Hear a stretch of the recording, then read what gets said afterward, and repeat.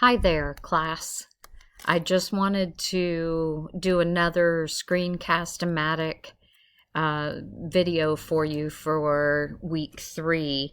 To me, this week's topic on student rights is probably one of the most impactful pieces that we'll be talking about in education law. And it's one that's going to stick with you for probably the longest time.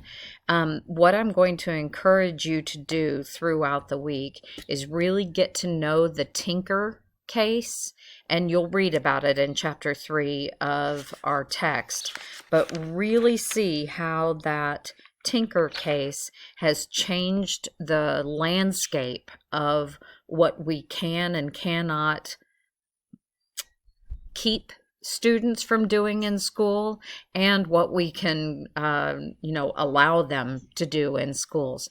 You're going to also have a case analysis that you're going to do from the case book.